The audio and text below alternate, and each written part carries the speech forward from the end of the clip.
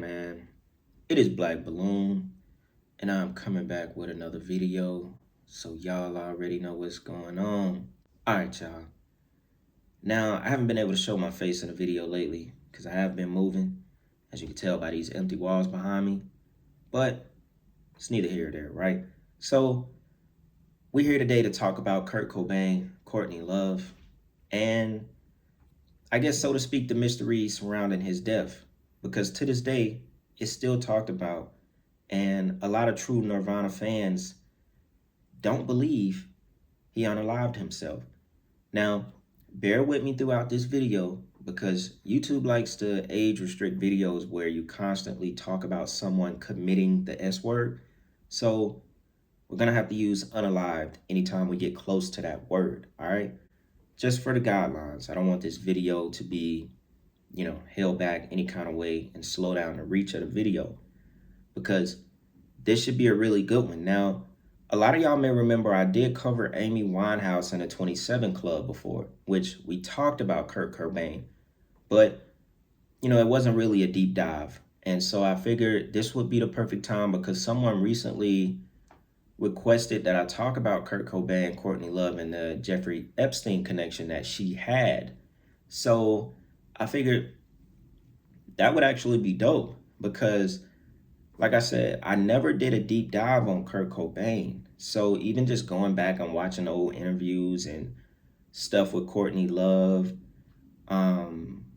it was cool to do research on, because I just never really dove into the whole story, especially surrounding his death. So that's what we're going to be focused on.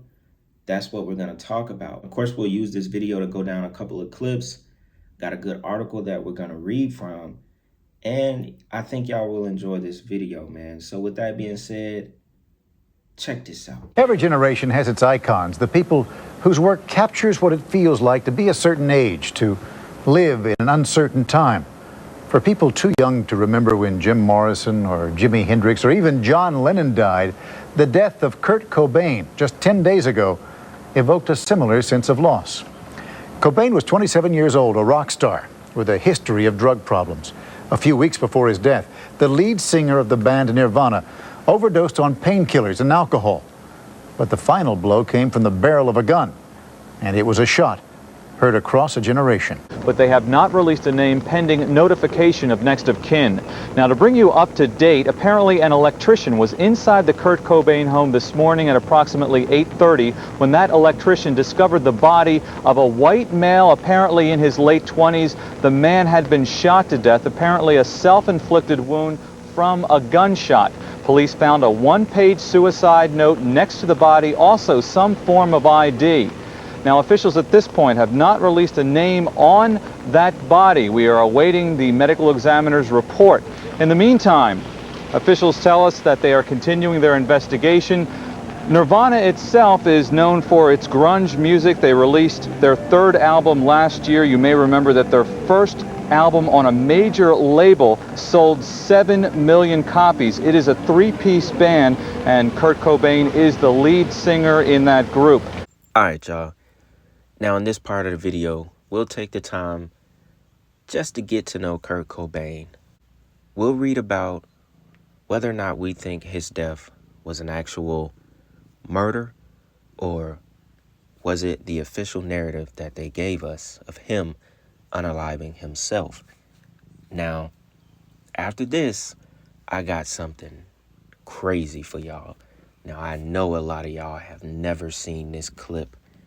I feel like the clip I got next for y'all are like real Nirvana fans, like real Kurt Cobain fans. I can't call myself a real Kurt Cobain fan. Like, I'm talking about the people who really was a fan of him probably remember this clip that I have. And man, does it give us the entire, story on how Cobain basically became who he was and how Nirvana basically blew up overnight. I think it really, man, just when I found it, I was like, wow, this is exactly what I needed for this video. But look, before I go too far, Before he became the lead singer of Nirvana, Kurt Donald Cobain was a sensitive boy growing up in the town of Aberdeen, Washington at the tail end of the 1960s. He showed interest in music from an early age. Cobain's first band, Fecal Matter, was formed in 1985 after he dropped out of high school. But by the late 1980s, he had linked up with Chris, forming the beginnings of what would become Nirvana. Nirvana's debut album, Bleach, was released by Sub Pop Records in 1989 and featured Chad Channing on the drums. But things took a drastic turn for the band when Dave Grohl replaced Channing on the drums. Now, Dave Grohl is the guy that is in Foo Fighters. A lot of people think he had a hand in Kurt Cobain's death as well with Courtney Love. But we'll get into Courtney Love a little bit later in the video. The band soon recorded Nevermind, their 1991 album released by Geffen Records. The massive success of the single Smells Like Teen Spirit thrust Nirvana into the mainstream and immediately popularized the grunge subgenre of alternative rock among the masses. But as Nirvana ricocheted to the top of the charts and into the pop culture stratosphere, Kurt Cobain was becoming increasingly disenchanted with the prospect of rock stardom. Cobain felt that it went against his underground roots to become a mainstream star, and he hated the thought of being the voice of a generation, since he often felt like the media misinterpreted his message. Plagued by depression, chronic stomach pain, and an addiction to heroin, Kurt Cobain's final days were nothing if not tragic and harrowing.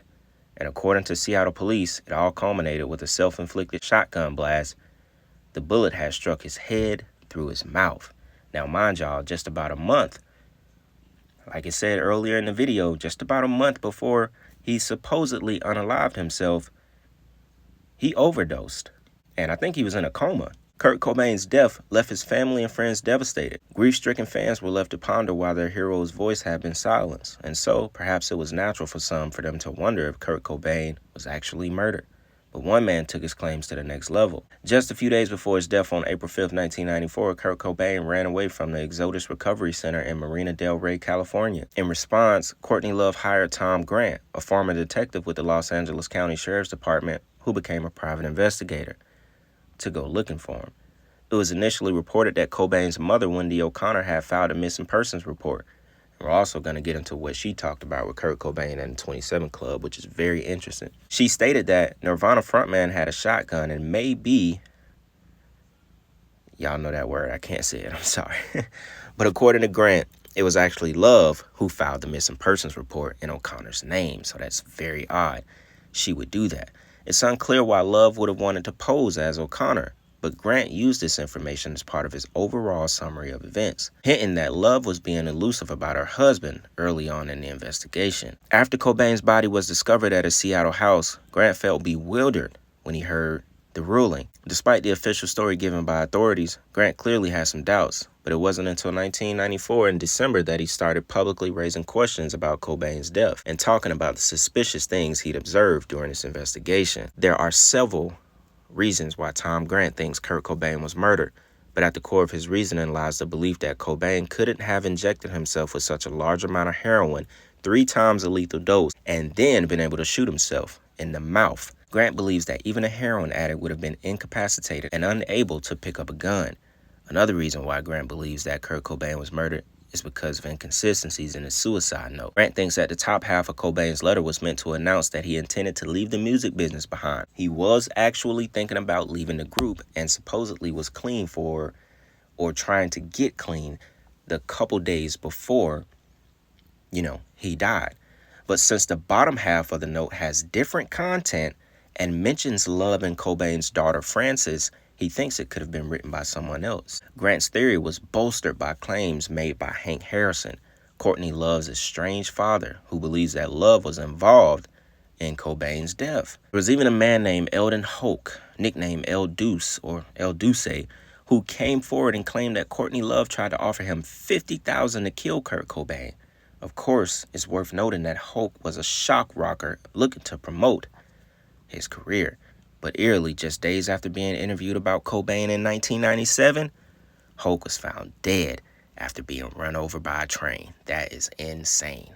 Now, I wanted to use that part of the video to go into the details about Kurt Cobain's death, just to scratch the surface of pretty much what everybody already knows and suspects. Now, moving on, I want to get into the clip that I was talking about before I started reading the article. I think it is very, very interesting. I'm going to pitch something over the clip because it originally has music behind it, but I really want y'all to pay attention to this. Pay attention to this, and we're going to come back and talk about the dark side and the deal Kurt Cobain made with the devil. So with that being said, y'all, check this out.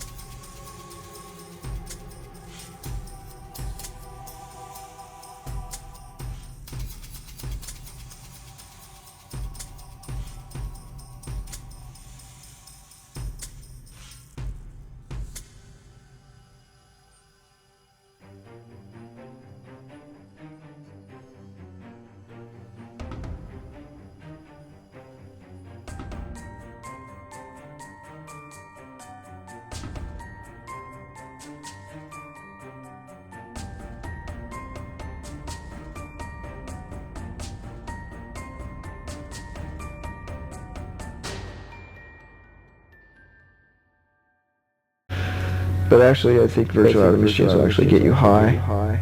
Technology will be that good. And then there'll be like virtual reality junkies, finding them dead on their couch from ODing. Dying in general, or dying from drugs. I've thought about dying all my life like any normal person. I thought about killing myself for so long because of my stomach thing that I didn't give a fuck if I was going to die or not. If I was going to blow my head off with a gun, I may as well take the risk of dying from drugs. Now, if those two clips don't tell you everything you needed to know about Kurt Cobain, then I don't know what to say. Now, the first clip we watched that was, very eerie, very dark, was a homemade clip of Kurt Cobain that he made a lot when he was much younger than, before he was actually a part of Nirvana, before he really got into music. I'm not sure how far back that was, but you saw it correct. He was doing rituals over a pentagram with candles at each point of the pentagram almost. He was invoking spirits. This was something that he was into, and he showed kind of like in his journals, in the art that he drew, things that he was obsessed with, even obsessed with some kind of occult leader. I can't remember his name, but it was someone that practiced black magic, and I think he was into his books as well. Even goes back to one of the pages that was in his journal that he wrote Satan all over. Actually, I got the picture right here on the screen. Look, you got Satan written all over the paper. Now, one can say that he was addicted to drugs, opiates, and, just that alone will take you where you want to go. If you want to be a part of the dark side, you want to meet Satan, just that alone will take you there. But it's clear that he already went down that path. That was a homemade video long before Nirvana of him doing a ritual over a pentagram. And the rest of the video was him snorting a bunch of powder. Now, I don't think it was real because he snorted like 100 grams of it just in that video alone. Or swallowed it, whatever he was doing. I don't think it was real, because as much as it was, that's why I put a picture over it, because that probably would have got flagged just because it looked like drugs, but I don't think it was. He probably would have died in that video if it was real. But I found that to be very shocking. I myself had never seen that clip before. And, him talking about, he basically predicted his own death. The last clip where he talks about blowing his head off, or being comfortable enough with doing drugs that, it just doesn't really matter to him. He's like, I might as well do these drugs because I think about death all the time. Like if I'm willing to blow my head off, I might as well get high too and die from that. Things take a turn and become a little bit more eerie. But before we can sit here and say, yeah, he was, mentally ready to go. He was already checked out. He wanted to unalive himself. Before we can say that, look at what Cobain's mother had to say. She said, now he's gone and joined that stupid club.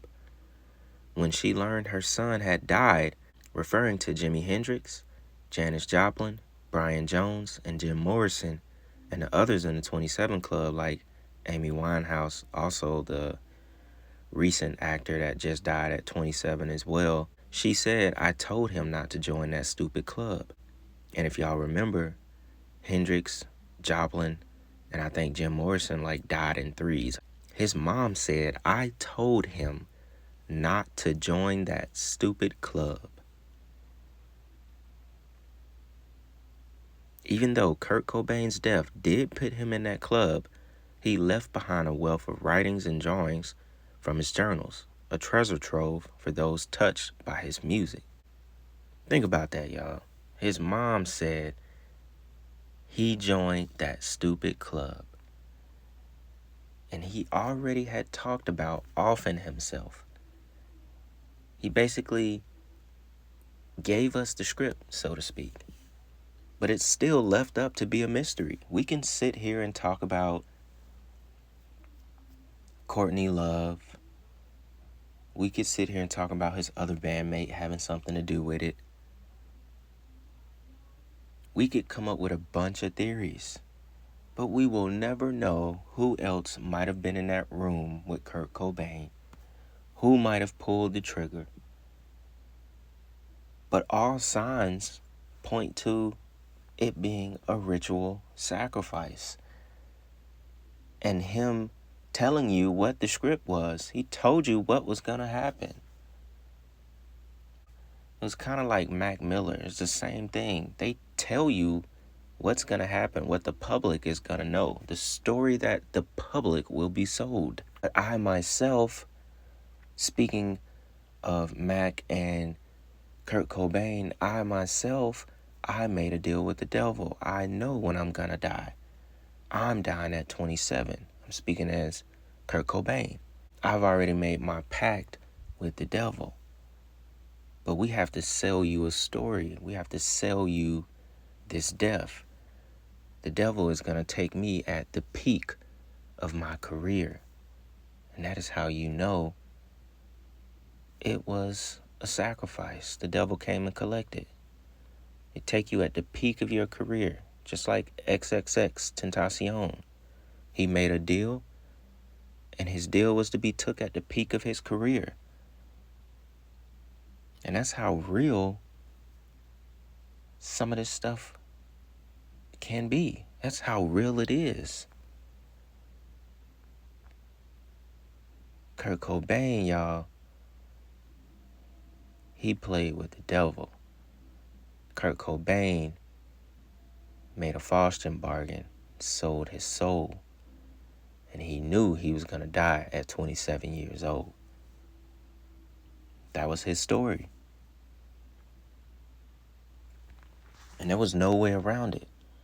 So this is not something that's just, he was depressed and sad and wanted to unalive himself. Some of that may be true. And obviously drugs take you down those kind of thoughts as well. because it's not like that doesn't exist. But you get caught up in that, then you really dismiss the things that he was really into. No one writes Satan down that many times in their journal and they don't believe in Satan, or they don't believe in God, or they don't believe in the dark side. That's just not how it works. No one draws pentagrams with blood or some kind of red ink, sets candles, do all kind of motions and, moving with your arms, ritualistic. No one does that if they don't believe in the dark side. If they don't believe in a dark lord, if they're not practicing some kind of magic, no one does that. So this is the side of Kurt Cobain that you cannot dismiss. Now, I think at this point in the video, I've covered pretty much everything I wanted to talk about. We even saw a clip that I've never seen before myself. I think the only thing that was really left to discuss was Courtney Love and her tie to Jeffrey Epstein. Now, it came out a couple of years ago that in his little black book where he kept a bunch of names of high-profile celebrities and politicians, which y'all already know, what that book consisted of. Courtney Love's name was in the book. Now, of course, she came out to say that she didn't know. Of course, she came out to say that she had no idea who he was. She didn't know him. She didn't hang with him. And she doesn't know how her name ended up in that book. She said, I hope he burns in hell, so on and so on. So she basically came out and completely denied it. And that was pretty much all I could find. Couldn't find anything else. It was just a bunch of articles that pulled it up at the time that she came out and made that statement. Didn't really find, much else that went into it. So do I believe her? No, I really don't. I'm not surprised by anything with these people. She continued on her life, and she could have very well ended up in that circle, because I doubt her name was just in that book for no reason. Obviously, Jeffrey Epstein is no longer here to tell us different. I don't think her name would have came up much with all the other people that were way bigger, that was included in that book. So, there's just not much that we can get from it. But, I think the bigger picture was that she was more involved in Kurt Cobain's death than a lot of people think, although, I'm not the only one that's saying that. A lot of people actually believe she had a hand in it as well. So with that being said, y'all, I really hope y'all enjoyed that video. I had fun researching it and bringing it to the channel. So yeah, man, let me know what y'all think about this in the comments. Anything I might have missed that, surrounds Kurt Cobain's death. That's what we were here to talk about. So with that being said, it's Black Balloon, and I'm going to see y'all soon. I'm out.